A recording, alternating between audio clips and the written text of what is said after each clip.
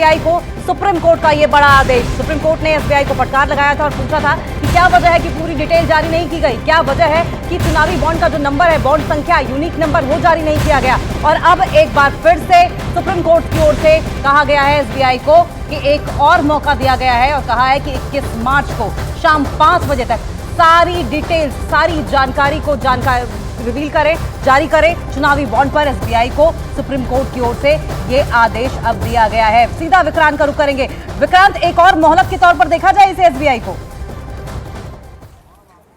देखिए, मोहलत से ज्यादा एसबीआई को एक तरह से क्लैरिटी अब सुप्रीम कोर्ट ने दे दी है। हालांकि सुप्रीम कोर्ट ने आज की सुनवाई के दौरान ये साफ कहा कि इस तरीके के क्लैरिफिकेशन की जरूरत नहीं पड़नी चाहिए थी और एसबीआई को जब हमने ये आदेश दिया था कि उसे तमाम डिटेल्स देनी है, सारी डिटेल देनी है बॉन्ड से संबंधित, तो फिर उसने ये डिटेल अपने पास क्यों छिपाई, क्यों उसने रखी अपने पास? ये डिटेल्स भी सार्वजनिक की जानी चाहिए थी। अब कोर्ट ने एसबीआई के चेयरमैन को निर्देश दिया है कि गुरुवार यानी 21 मार्च की शाम को 5 बजे तक वो सारी जानकारी चुनाव आयोग के साथ साझा करेंगे और इस बाबत एक हलफनामा भी सुप्रीम कोर्ट में दाखिल करेंगे कि उन्होंने सारी जानकारी दे दी है। मतलब जो बॉन्ड जारी किए गए थे उनके सीरियल नंबर के साथ आपको जानकारी देनी होगी और वो जानकारी चुनाव आयोग को भी अपनी वेबसाइट पर अपलोड करनी होगी। ये भी निर्देश सुप्रीम कोर्ट ने, चीफ जस्टिस ऑफ इंडिया ने ये अपने आदेश में बोला है। कोर्ट ने साफ ये कहा कि हमने इस मामले में पूरी साफ तरीके से आदेश में लिखा था कि आपके पास जो भी जानकारी है वो तमाम जानकारी आप दे दें। उसके बाद एसबीआई ये नहीं कह सकता कि हमें इसकी जानकारी नहीं थी, उस बात की जानकारी नहीं थी। हालांकि कोर्ट में सरकार की तरफ से और एसबीआई की तरफ से भी ये कहा गया कि इस डाटा को लोग अलग अलग तरीके से सोशल मीडिया पर चला रहे हैं, देख रहे हैं, उस पर बातें बनाई जा रही हैं, राजनीतिक तौर पर इस्तेमाल किया जा रहा है, एनजीओ जो है वो डाटा के साथ खिलवाड़ कर रहे हैं। लेकिन कोर्ट ने कहा कि हम सिर्फ इतना चाहते थे कि जानकारी लोगों के सामने आए। अब सोशल मीडिया पर क्या चल रहा है, क्या नहीं चल रहा है, एक मजबूत संस्थान है हम, और इस तरीके की सोशल मीडिया की खबरों से असर नहीं पड़ना चाहिए, हमें मजबूत होकर रहना चाहिए। तो एक तरह से अब इस मामले का यह समझा जाना चाहिए कि यह पटाक्षेप हो गया है।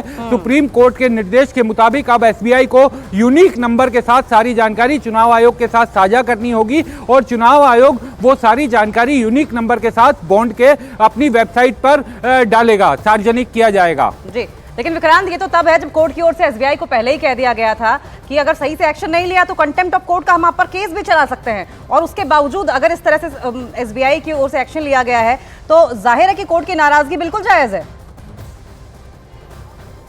देखिए, कोर्ट में क्योंकि कंटेम्प्ट पिटीशन फाइल हो गई थी, उसके बाद कोर्ट ने साफ ये कहा था पिछली सुनवाई पर कि हम अभी कंटेम्प्ट पर नोटिस नहीं कर रहे हैं क्योंकि हम एक और मौका एसबीआई को दे रहे हैं कि वो सारी जानकारियां साझा कर देगा। उसके बाद जो डेडलाइन दी थी उसमें एसबीआई ने अपनी तरफ से डाटा दे दिया, लेकिन जो यूनिक नंबर होता है बॉन्ड का वो नहीं बताया, जिस पर आज कोर्ट ने काफी नाराजगी जताई। और पिछली सुनवाई पर जो शुक्रवार को सुनवाई हुई थी उस दिन चूंकि एसबीआई के वकील कोर्ट में नहीं थे तो कोर्ट ने एसबीआई को नोटिस जारी कर आज के लिए बुलाया था। आज एसबीआई के वकील पेश हुए और उन्होंने कहा कि आदेश को समझने में थोड़ी चूक हुई है क्योंकि उसमें यह कहीं नहीं लिखा था कि बॉन्ड के नंबर भी बताने हैं। तो कोर्ट ने यह कहा कि हम एक एक चीज आपको नहीं कहेंगे कि आपको ये करना है या वो करना है। जब हमने एक बार आपको ये कह दिया कि आपको सारी डिटेल्स देनी है तो उसका मतलब आपके पास जो भी डिटेल है वो सब आपको चुनाव आयोग को देनी थी। हालांकि अभी जो अवमानना का मामला था, जो कंटेम्प्ट का मामला था, उस पर कोर्ट ने कुछ नहीं कहा है। एक और मौका निश्चित तौर पर एसबीआई को मिला है और एसबीआई ने भी आज कोर्ट में कहा कि वो सारी डिटेल्स दे देगा। और अब कोर्ट ने उन्हें कहा है कि 21 मार्च की शाम को 5 बजे तक आप ये तमाम डाटा दीजिए।